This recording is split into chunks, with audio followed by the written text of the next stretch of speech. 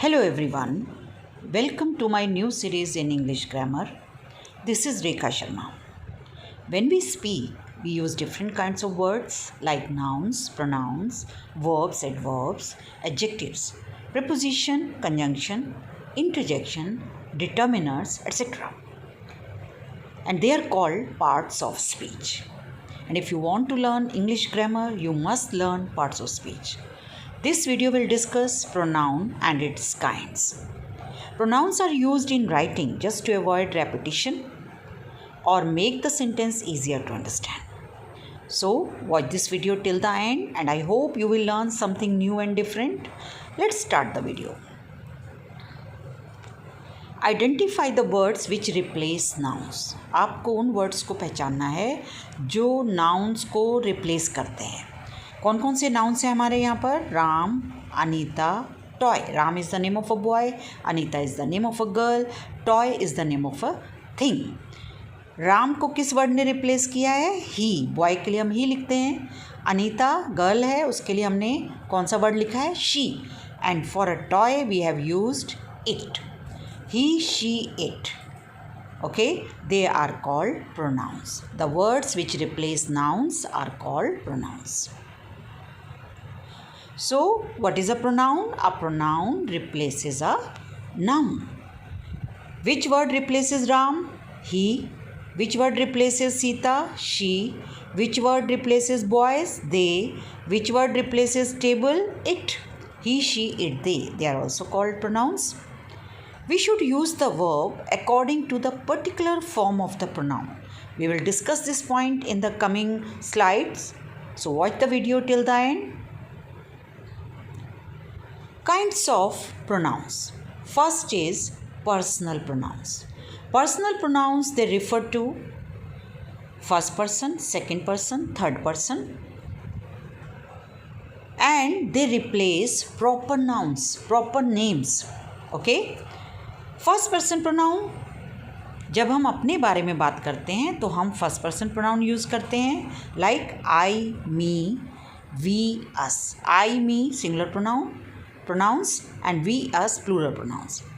Second person, जब दो लोग बात करते हैं then we use you and you. You singular भी हो सकता है प्रोनाउन और प्लूरल प्रोनाउन भी हो सकता है. Third person, when we talk about third person जो हमारे साथ प्रेजेंट नहीं है, तब हम कौन से प्रोनाउंस यूज़ करते हैं? He, she, it, his, him और हर. ये सिंगुलर फॉर्म है और they, their, them that is plural form.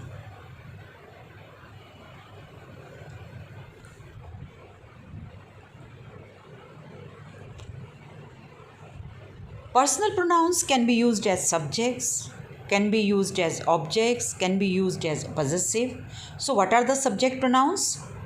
The subject pronouns are which are used as subject. Subject क्या होता है सेंटेंस में? जो एक्शन करता है. Okay. I, we, you, he, she, it, they, ये हमारे सब्जेक्ट प्रोनाउंस हैं. They are used as subject. Suppose I do my work sincerely, तो मेरा एक्शन क्या है? Which word is showing action और डूइंग एक्शन? आई. तो आई हमारा सब्जेक्ट हो गया. Possessive pronouns. What are possessive pronouns? The pronouns which show possession. Mine, ours, yours, his, her, its, theirs. जैसे this book is mine. ये किताब मेरी है. तो possessive pronouns में हम apostrophe s नहीं लगाते हैं. आप में से बहुत से लोग लेटर राइटिंग में या एप्लीकेशन राइटिंग में possessive pronouns में apostrophe लगाते हैं. जैसे yours लिखना है तो आर के बाद कॉमा एस लिखते हैं. इसको एपोस्ट्रॉफी बोलते हैं and this is wrong. Possessive pronouns में एपोस्ट्रॉफी नहीं लगता. ऑब्जेक्ट प्रोनाउंस, मी, आई का ऑब्जेक्ट मी है. Us, you, him, her, it, them. So they are different pronouns. Subject pronouns, possessive pronouns, object pronouns. Use the verb as per particular form of the pronoun. Particular form. He, she, it, I के साथ हम generally use करते हैं am. He, she, it के साथ is. We के साथ are. दे के साथ और यू के साथ भी हम आर यूज़ करते हैं। तो सिंगुलर प्रोनाउन के साथ सिंगुलर वर्ब और प्लूरल प्रोनाउंस के साथ प्लूरल वर्ब। और भी डिफरेंट प्रोनाउंस हैं which take particular verb according to the meaning, like in indefinite pronouns or distributive pronouns or demonstrative pronouns. We will be discussing the correct form of the verb as per particular form of the pronoun. Demonstrative pronouns which point out something specific, maybe persons or things. कौन कौन से होते हैं demonstrative pronouns? This, that. This singular form है, that singular form है, this का plural है these और दैट का प्लूरल है दोज। दिस और दीज हम कब यूज़ करते हैं? When we talk about the things which are nearer. और दैट और दोज का हम कब यूज़ करते हैं? When we talk about the things which are at distance. जब चीज़ें हमारे पास में होती हैं तो हम दिस और दीज यूज़ करते हैं, जब चीज़ें हमसे दूर होती हैं तो हम दैट और दोज यूज़ करते हैं। This is my pen, that is your pen, these are my shoes, those are your shoes. Reflexive pronouns. Reflexive pronouns, they reflect back to the subject. Okay. Intensive pronouns वो भी reflexive pronouns के जैसे ही होते हैं, but थोड़ा सा difference है कि intensive pronouns emphasize the subject, the action of the subject. Okay. Both end in self और सेल्फ, दोनों में ही एंड में सेल्फ और सेल्फ लगता है। Myself, himself, herself, yourself, itself, oneself, ourself, themself, yourself, दोनों में ही सेल्फ और सेल्फ लगता है वर्ड के एंड में। लेकिन दोनों में स्लाइट डिफरेंस है। एक मैंने बताया intensive pronouns emphasize, they show emphasis. और दूसरा difference let's understand through examples. I myself did my work before time, मैंने खुद अपना काम, यहाँ हम एम्फेसिस दे रहे हैं कि मैंने खुद अपना काम किया। अगर हम इस माई सेल्फ को हटा देते हैं तब भी हमारा मीनिंग आ रहा है I did my work before time, understood है कि आप ही ने किया है। तो तब अगर इसको हटाने के बाद भी मीनिंग चेंज नहीं होता है तो वो इंटेंसिव प्रोनाउन होता है। लेकिन see this example, I love my self, अगर यहाँ आपने माई सेल्फ हटा दिया तो मीनिंग इनकम्प्लीट है। तो जब मीनिंग इनकम्प्लीट होता है रिफ्लेक्सिव प्रोनाउन या इंटेंसिव प्रोनाउन, रिफ्लेक्सिव प्रोनाउन को हटाने में, तो वहाँ पर वो रिफ्लेक्सिव प्रोनाउन होता है। तो जब रिफ्लेक्सिव प्रोनाउन को हम हटाते हैं तो मीनिंग चेंज हो जाता है, और जब हम इंटेंसिव प्रोनाउन को हटाते हैं तो मीनिंग चेंज नहीं होता है। यही दोनों में डिफरेंस है। इंटेरोगेटिव प्रोनाउंस, यानी we use interrogative pronouns to put up questions.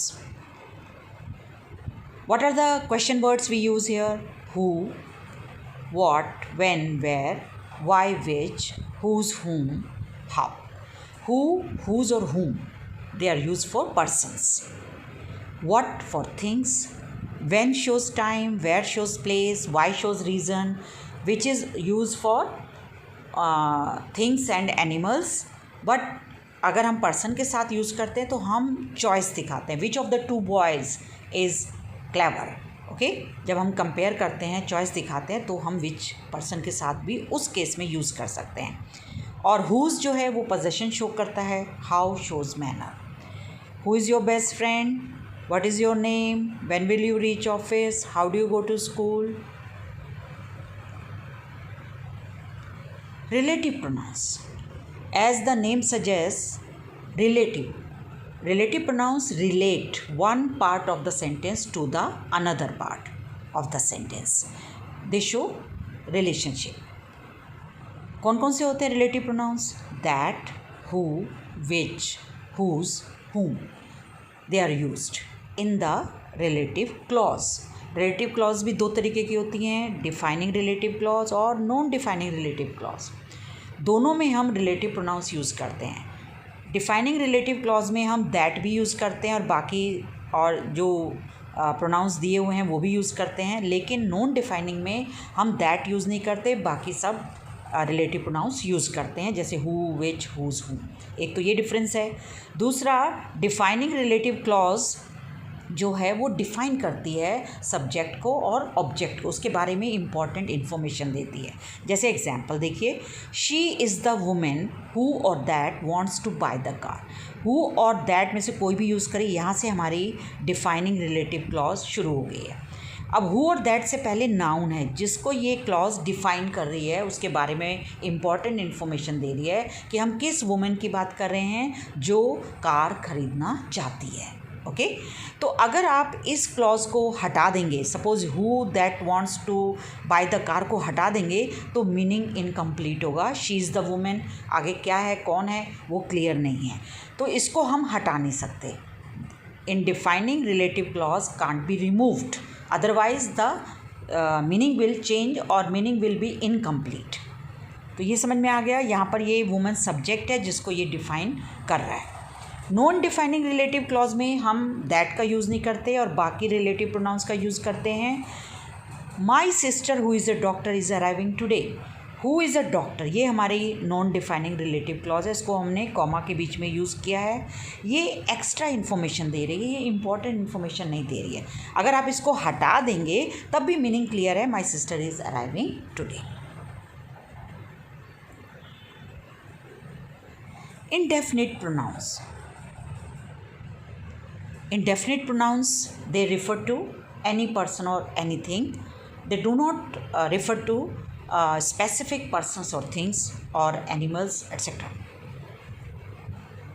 Singular indefinite pronouns, plural indefinite pronouns, singular और प्लूरल इंडेफिनिट प्रोनाउंस। क्या मतलब हुआ, जो सिंगुलर इंडेफिनिट प्रोनाउंस हैं they take a singular verb, और plural indefinite pronouns they take a plural verb. Singular और plural indefinite pronouns they take either singular or plural depending on the sentence. अब singular indefinite pronouns कौन से होते हैं, anyone, anybody, anything, everybody. जो word end होता है one, body और थिंग से, उनके साथ हम सिंगुलर वर्ब यूज़ करते हैं। जैसे any one, anybody, anything, everybody, everyone, everything, someone, something, somebody. तो इन सब के साथ हम कौन से वर्ब यूज़ करते हैं, सिंगुलर। जैसे इज़ हो गया, हैज़ हो गया, सिंपल प्रेजेंट टेंस में सिंगुलर वर्ब हो गया। ओके प्लूरल इंडेफिनिट प्रोनाउंस, ये हमेशा प्लूरल वर्ब ही लेते हैं और सिंगुलर इंडेफिनिट प्रोनाउंस हमेशा सिंगुलर वर्ब लेते हैं। ये डिफरेंस है।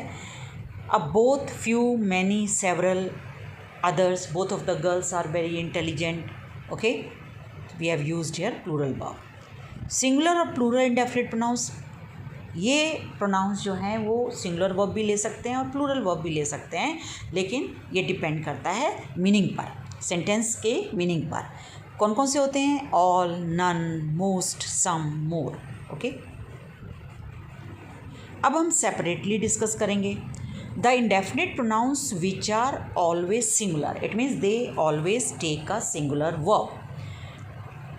कौन से indefinite pronouns, which end in one body thing, anybody, anyone, anything. Okay इस तरीके से and they are always singular because they take a singular verb. और इसका मीनिंग क्या होता है, each person within a group, anyone, everyone, someone.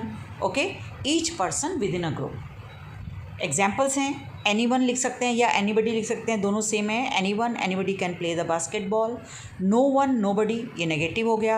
Has told me the truth, किसी ने मुझे सच नहीं बताया। Someone, somebody has clean the hall, किसी ने हॉल को क्लीन किया। The indefinite pronouns which are always plural, they always take a plural verb.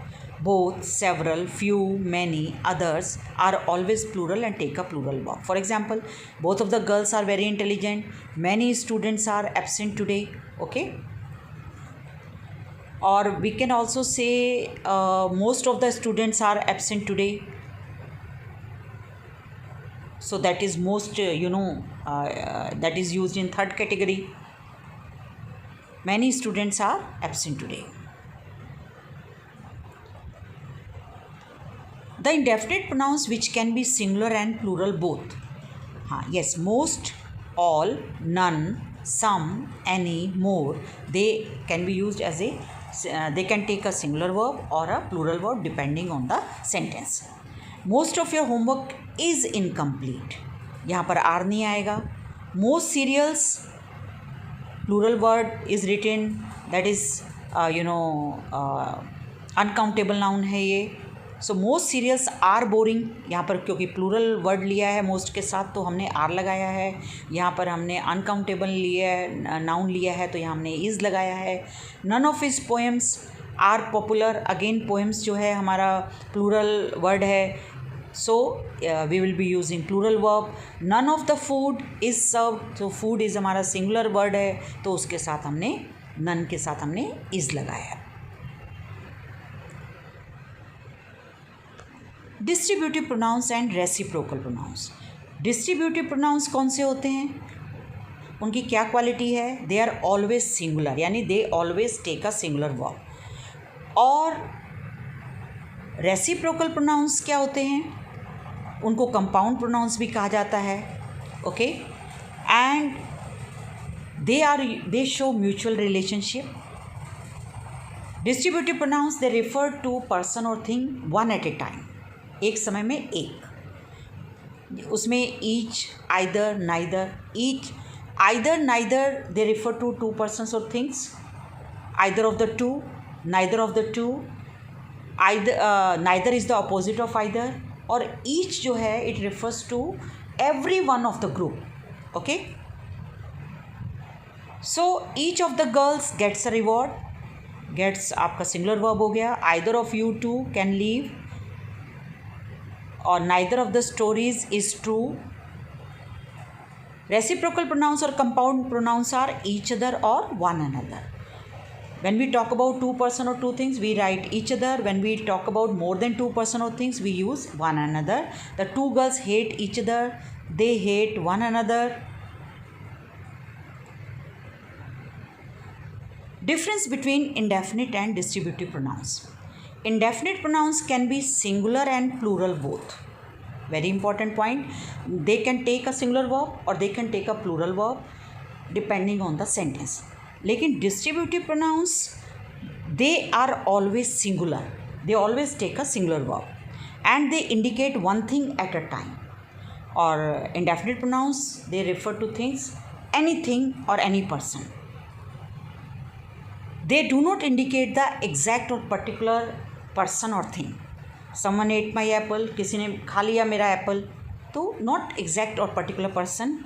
और each of you has to attend the meeting, so this is distributive pronoun.